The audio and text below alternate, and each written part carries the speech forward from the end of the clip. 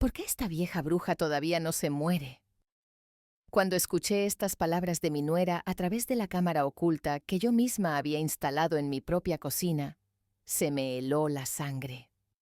Todo el mundo pensaba que ella me cuidaba como a un bebé y que yo estaba perdiendo la cabeza. Mi hijo adora a su esposa y los médicos preparaban un informe declarándome loca. Estaba sola, estaba acorralada.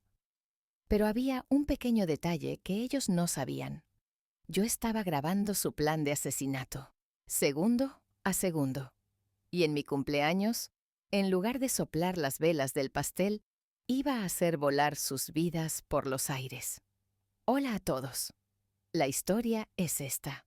Cuando mi esposo Antonio murió, no solo me dejó una de las fábricas textiles más grandes de la ciudad, sino también esa majestuosa hacienda, la casa de campo donde vivían nuestros recuerdos y donde rebotaban nuestras risas en las paredes. Ahora tenía 68 años, pero no me sentía vieja en absoluto. Por las mañanas saludaba al sol, hablaba con las rosas de mi jardín y asistía a las reuniones de la junta directiva de la empresa. Mi vida era la de una mujer sola, pero digna. Hasta aquel día, hasta aquel maldito domingo. Todo comenzó cuando mi hijo Carlos y su esposa Sofía me invitaron al almuerzo del domingo. Carlos. Mi ingenuo y bienintencionado hijo, pero sin fuerza de voluntad. Tenía los ojos de su padre, pero lamentablemente no tenía su carácter. Su esposa Sofía era todo lo contrario. Desde fuera, era un ángel que se sentaba en la primera fila de la iglesia, corría en los bazares de caridad y llamaba a todos cariño.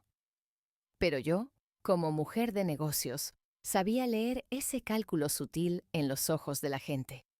Cada vez que Sofía me abrazaba, no olía su perfume, sino el frío olor metálico de su ambición.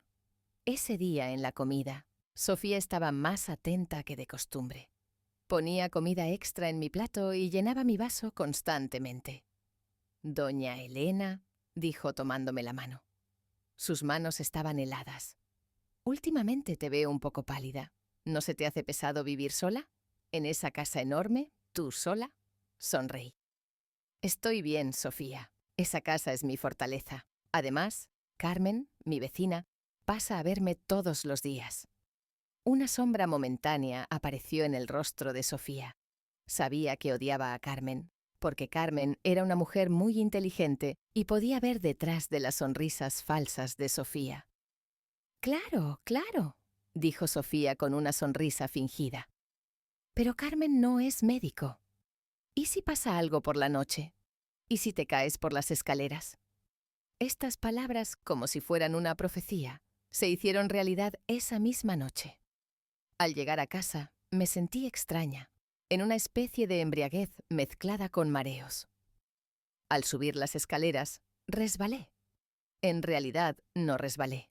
Fue como si el suelo desapareciera bajo mis pies. Cuando abrí los ojos, estaba en el hospital. A mi cabecera, Carlos lloraba y Sofía hablaba con el médico. El médico no era nuestro médico de familia, el doctor Martínez. Era alguien que nunca había visto antes. Joven, guapo, pero con una mirada inquietante. El doctor Alejandro. «La presión arterial de su madre es muy inestable, señor Carlos», decía el médico. «A esta edad es normal que comiencen la pérdida de equilibrio y los problemas de memoria. Pero que viva sola, eso sería un suicidio». Sofía intervino de inmediato. «¿Lo oíste, Carlos? Te lo dije. Tu madre necesita cuidados». En ese momento quise protestar. Quise decir, «Estoy bien, solo me mareé». Pero tenía la boca y la lengua secas. Las palabras no salían de mi boca. Era como si mi cuerpo no me perteneciera. Fue en ese momento cuando sentí que mi libertad terminaba y que las puertas del infierno se entreabrían. El día que salí del hospital, cometí el error más grande de mi vida. No pude resistir las súplicas de Carlos y la insistencia de Sofía, y acepté que se mudaran a mi casa. «Será solo por un tiempo temporal, mamá», dijo Carlos. «Hasta que te recuperes». Te haré vivir como una reina, doña Elena, dijo Sofía. No tendrás que mover ni un dedo.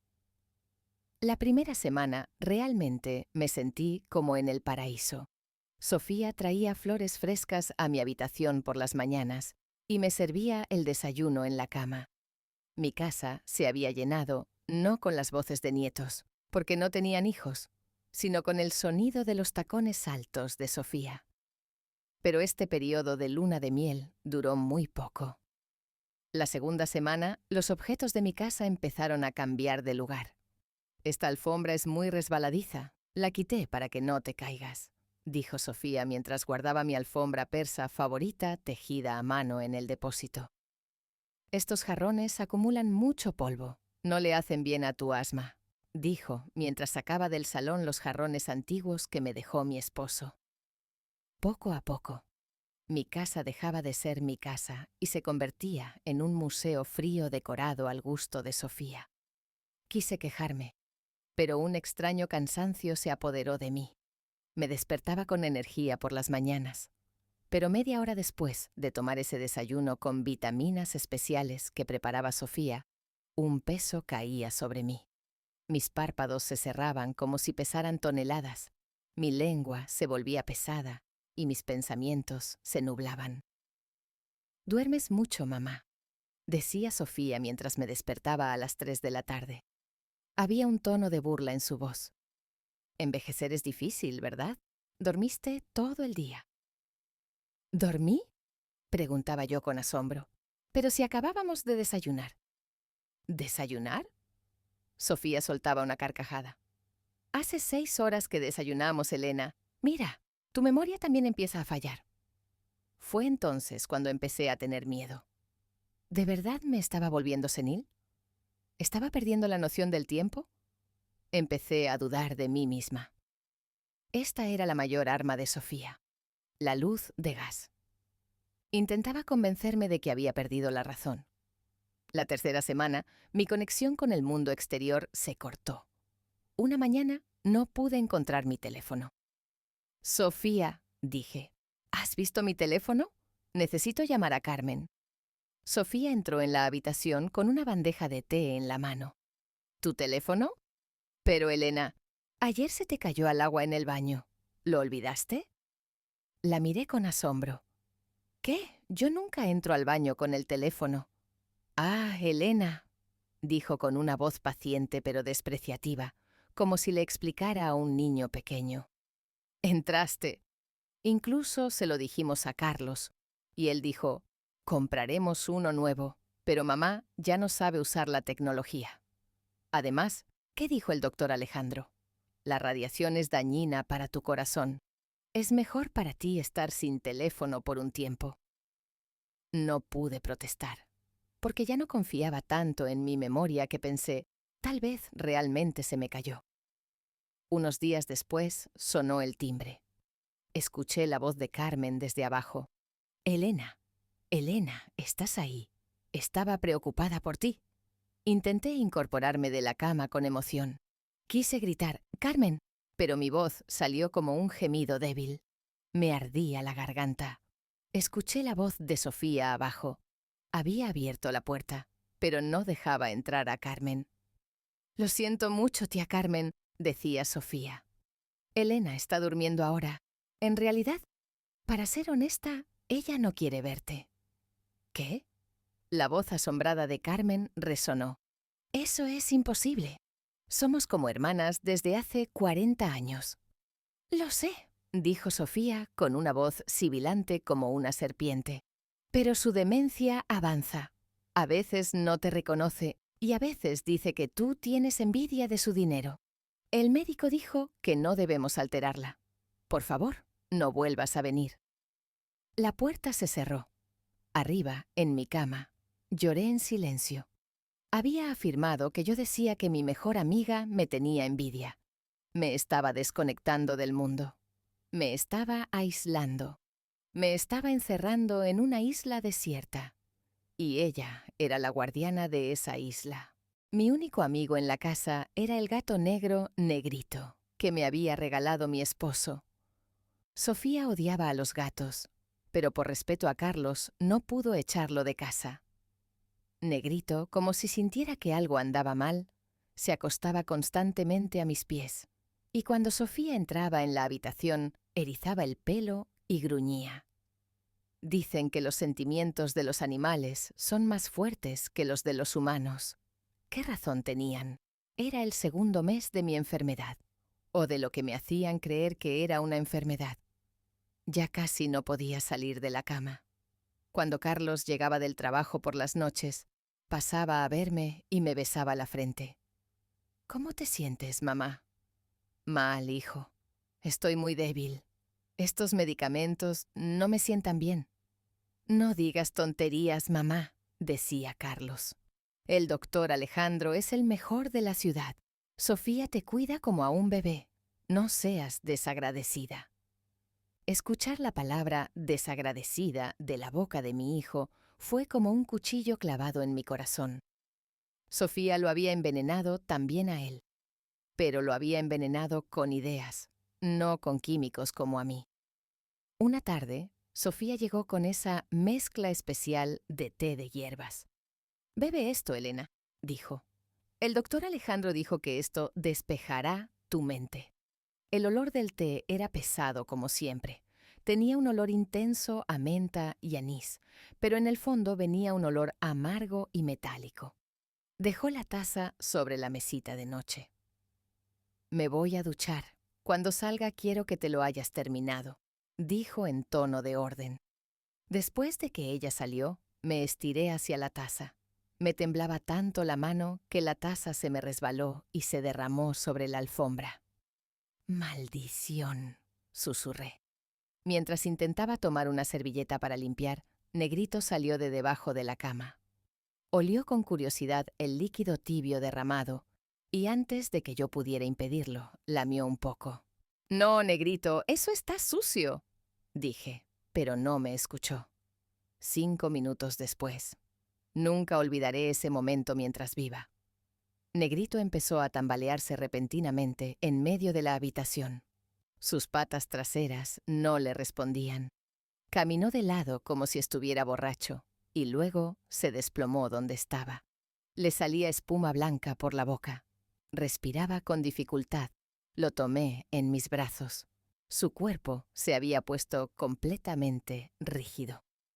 «Negrito, hijo mío, ¿qué te pasó?», empecé a llorar. Y en ese momento, relámpagos estallaron en mi cerebro. Las piezas del rompecabezas se unieron. Negrito no estaba enfermo. Negrito solo había bebido unas gotas del té que yo debía beber. Yo no estaba enferma. Yo no tenía problemas de presión arterial. Yo no tenía demencia. Me estaban envenenando. Mientras miraba a mi gato agonizando en mi regazo, mis lágrimas se secaron. Fueron reemplazadas por un sentimiento que no había sentido en 40 años. Ira pura. El miedo se había esfumado. Ya no era una víctima. En ese momento me miré en el espejo de la cabecera. Una mujer pálida, débil, con el cabello despeinado. Pero sus ojos eran los de aquella mujer fuerte que se enfrentó a los trabajadores en huelga en la fábrica hace años. «No voy a morir», le susurré al oído de Negrito. «No moriré sin antes hacer que se arrepienta quien nos hizo esto a ti y a mí». Esa noche, cuando Sofía entró en la habitación, escondí a Negrito. «¿Te bebiste el té?», preguntó. Le mostré la taza vacía, pues había vertido el contenido en la maceta de la flor. «Lo bebí», dije con voz débil. «Tengo mucho sueño, Sofía». «Muy bien», dijo ella. Apagó la luz y murmuró al salir. «De todos modos, pronto dormirás para siempre». Cuando se cerró la puerta, abrí los ojos en la oscuridad. Era hora de planear. Pero tenía que salir de esta casa. Necesitaba pruebas. Y para eso tenía que esperar al domingo. Pasé esa noche controlando el pulso de Negrito. Mi pobre gato se recuperó un poco hacia la madrugada, pero seguía aturdido. Lo escondí dentro de mi armario, entre los suéteres. Si Sofía lo encontraba, diría que murió de enfermedad, y lo tiraría a la basura. No podía permitir eso. Al llegar la mañana, Sofía irrumpió en mi habitación. Llevaba su vestido de domingo más elegante, un chal de encaje en la cabeza. ¡Qué mujer tan religiosa!, ¿verdad? Iba a la casa de Dios a rezar, y luego volvía a casa para seguir envenenando a su suegra. «Buenos días, Elena», dijo con alegría. «Carlos y yo vamos a la iglesia. Luego tal vez invitemos al cura a comer. No salgas de tu habitación, ¿de acuerdo? No quiero que nos avergüences hablando tonterías frente a los invitados». No respondí. Solo miré al techo con la mirada perdida, dejando que la baba cayera de mi boca. Cuanto más acabada me viera, más se confiaría. «Pobrecita», murmuró al salir. «Carlos tiene razón, ya no es diferente a una planta». Aguanté la respiración hasta escuchar el sonido de la puerta exterior cerrándose abajo y el coche de Carlos arrancando. En cuanto el coche se alejó, tiré el edredón. Todavía estaba mareada, pero la adrenalina que corría por mis venas me había dado la fuerza de una joven. Me levanté rápidamente de la cama. Saqué a Negrito del armario y lo puse en mi bolso. La llave de la puerta que da al jardín trasero la tenía Sofía, pero había algo que ella no sabía.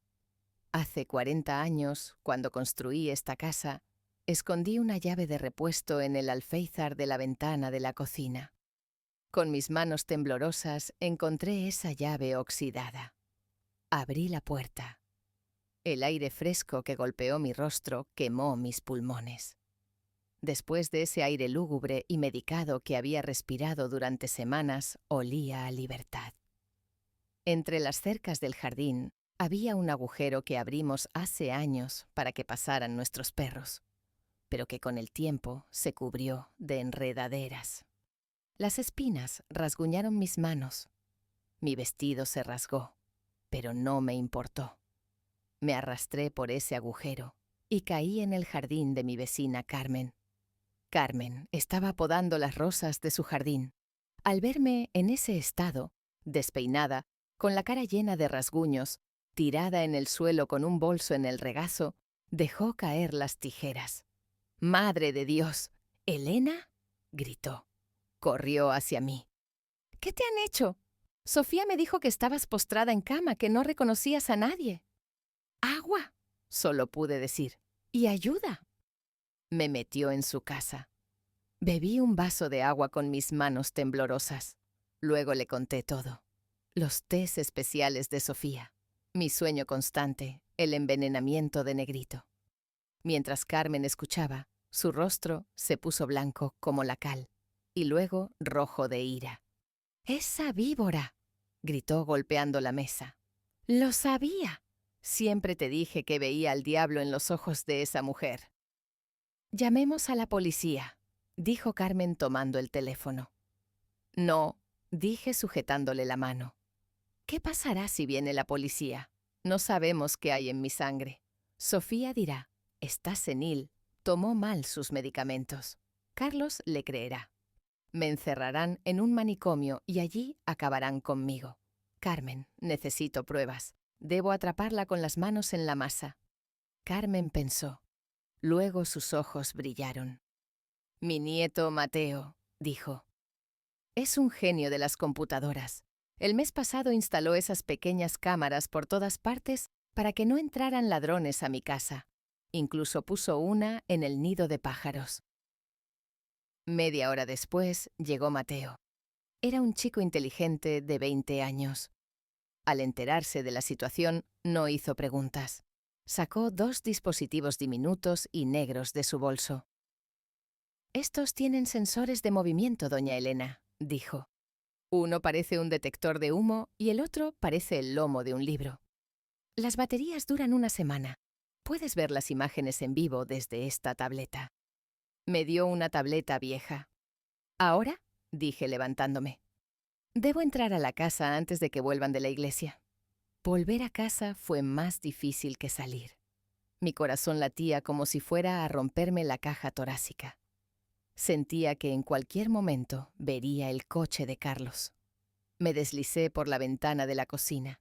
Pegué la primera cámara, la del detector de humo, en el techo justo encima de la encimera de la cocina donde Sofía preparaba esas mezclas mortales.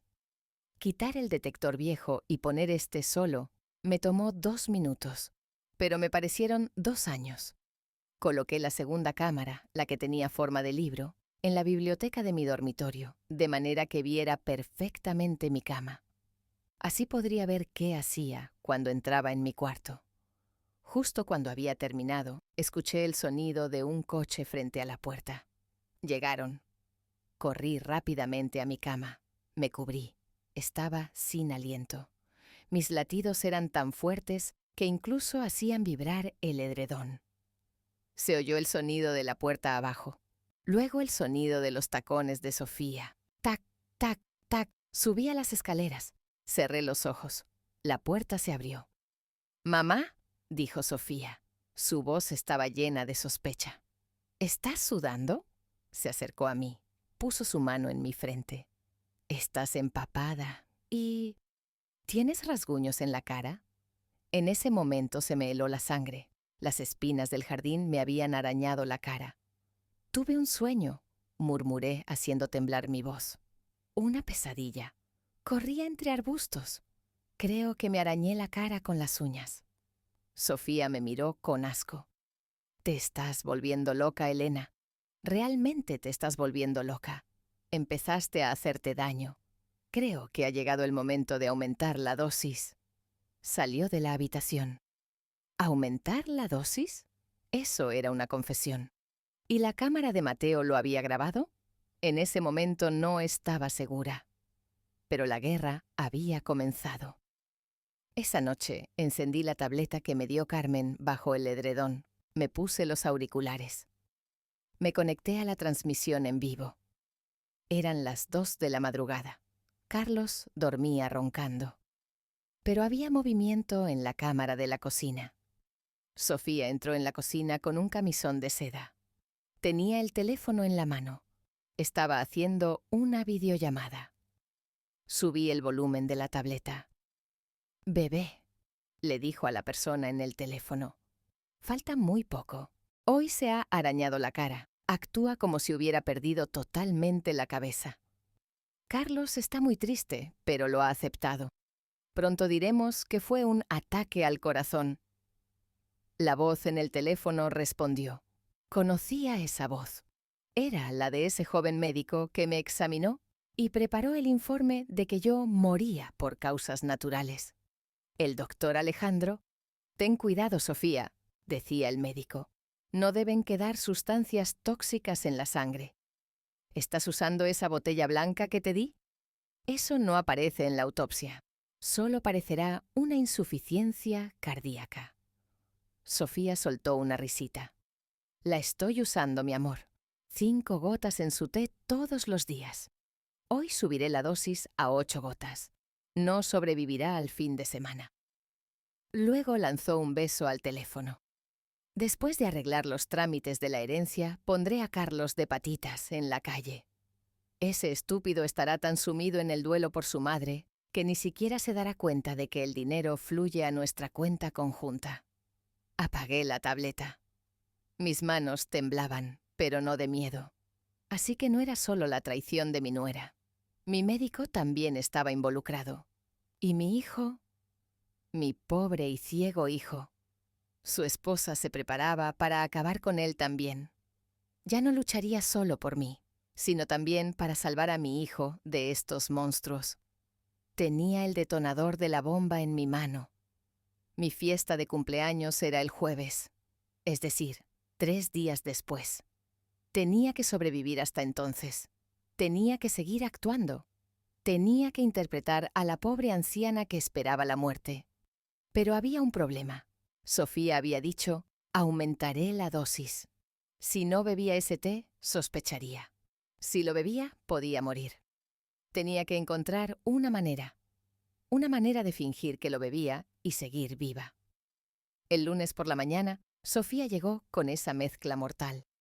La había escuchado decir, aumentaré la dosis. Si bebía esa taza, no vería la fiesta del jueves. «Buenos días, Elena», dijo alegremente. Hoy el color del té es un poco oscuro, porque le puse hierbas curativas extra. Mentía. Tenía veneno extra. Tomé la taza. Mis manos temblaban, no por el papel, sino de miedo real. Sofía estaba parada sobre mí. Quería asegurarse de que lo bebiera. Recordé el consejo de Carmen. Fingí entrar en una crisis de tos repentina y violenta.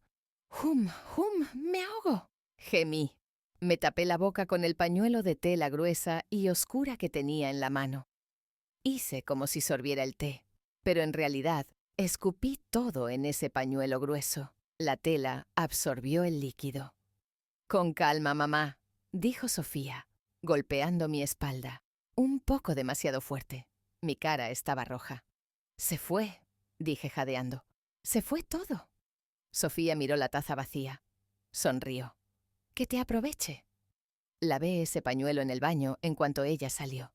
El color del agua que corría era extraño, salía una espuma grisácea. No quería ni pensar qué habría hecho ese veneno si hubiera entrado en mi cuerpo. Pasé el martes y el miércoles con la misma táctica. Crisis de tos, verterlo debajo de la cama, regar el fondo de las macetas. Pero el hambre me estaba forzando. Sofía solo traía sopas venenosas. A medianoche, cuando todos dormían, sobreviví comiendo las galletas y carne seca que escondía en mi habitación, las que Carmen puso en mi bolso. Y finalmente, llegó el jueves, mi cumpleaños, y el día en que Sofía preparó su propio funeral. Por la tarde, la casa empezó a llenarse. Sofía había invitado a los notables de la ciudad, a sus amigos de la iglesia y, lo más importante, al notario señor Rodríguez. Conocía su plan: mostrarme ante todos medio muerta y senil, y luego tomar el poder ante el notario diciendo: «Mi madre no puede administrar su herencia, aquí están los informes». Sofía entró en la habitación. Tenía un vestido negro en la mano, parecido a ropa de luto. «Ponte esto, Elena», dijo. «Hoy es un gran día para ti». «¿Negro?», pregunté susurrando. «Pero es mi cumpleaños, no mi funeral». Sofía soltó una carcajada fría. «¿Qué importa? Pronto ambos serán el mismo día». Se inclinó y me susurró al oído: «Pórtate bien abajo, firma, y luego te dejaré subir a tu habitación a dormir. Para siempre». Me sentó en la silla de ruedas. Al bajar, me dejé caer como un saco. Mi cabeza caía sobre mi pecho. Todos en el salón murmuraban: «Pobre mujer, está irreconocible. Qué sacrificada es Sofía. ¿Cómo la cuida?». Mi hijo Carlos se acercó a mí. Tenía los ojos hinchados. «¿Mamá?», dijo. Me tomó la mano. Quise apretar su mano y decirle: «Estoy bien, hijo», pero aún no era el momento. Lo miré con ojos vacíos. Sofía pasó al centro del salón. A su lado estaba el doctor Alejandro, su amante y cómplice. «Queridos amigos», dijo Sofía, haciendo temblar su voz y fingiendo ganas de llorar. «Hoy es un día feliz y triste a la vez. Mi suegra, mi madre Elena, lamentablemente ha perdido por completo sus facultades mentales.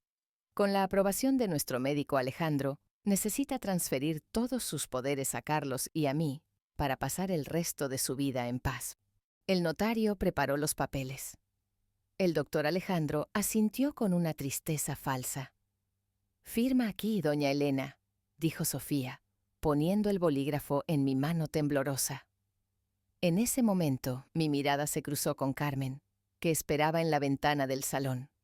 Tenía el teléfono en la mano. Me miró y asintió. Eso significaba: «Estamos listos». Respiré hondo. El aire que llenaba mis pulmones no era venenoso. Olía a venganza. La mano que sostenía el bolígrafo dejó de temblar repentinamente. Levanté la cabeza lentamente. Enderecé los hombros. «La tinta de este bolígrafo se ha terminado, Sofía», dije. Mi voz era más fuerte y clara de lo que se había escuchado en semanas. «Igual que tus mentiras». El salón se congeló. Sofía retrocedió en estado de shock. «¿Qué dijiste?» «Carmen, ahora», grité. Carmen presionó el botón. La enorme pantalla de proyección en la pared del salón que Sofía había montado para mostrar fotos familiares se oscureció de repente. Luego llegó la imagen. Imagen 1. La cocina. Fecha. Ayer por la noche. En la pantalla, Sofía y el doctor Alejandro se besaban. Todos en el salón contuvieron la respiración. Carlos se quedó helado donde estaba. La Sofía del video hablaba. Qué resistente resultó esta vieja senil, Alejandro. Si le pusiera veneno para caballos moriría, pero ella sigue respirando. El doctor Alejandro respondía. No te preocupes, mi amor. La dosis que diste hoy hará que sus riñones fallen. Después de la ceremonia de firma, a medianoche se acaba todo. Gritos se alzaron en el salón. Una de las amigas de la iglesia se desmayó. Mientras Carlos miraba la pantalla, el color de su rostro se volvió gris. Imagen 2. Lo que Sofía decía sobre Carlos. Carlos es un completo estúpido. Mientras él llora la muerte de su madre, yo transferiré el dinero a las Islas Caimán. Luego pondremos a ese hombre patético de patitas en la calle. Cuando terminó el video, el silencio en el salón era más pesado que el de un cementerio. Me levanté de la silla de ruedas. Estaba de pie, erguida. Caminé hacia Sofía. «¿Cómo ves, Sofía?», dije. «Mis riñones están perfectamente bien, pero tu carácter está en bancarrota». Sofía parecía haber enloquecido. «Es mentira. Es un montaje. Esta mujer está loca. Es inteligencia artificial», empezó a gritar. El doctor Alejandro intentaba escabullirse hacia la puerta. «No puedes ir a ninguna parte, doctor». La puerta se abrió. Entraron 2 oficiales de policía llamados por Carmen. «Alejandro Vargas y Sofía Martínez», dijo el policía. «Están arrestados bajo los cargos de intento de asesinato, fraude y abuso de ancianos». Mientras los policías esposaban a Sofía, esa máscara de ángel se cayó por completo. Se volvió hacia mí. Gritó insultos irrepetibles e intentó escupirme en la cara. Pero yo solo la miré con lástima. «Te di todo en esa casa, Sofía», dije con calma. «Pero tú elegiste cavar mi tumba.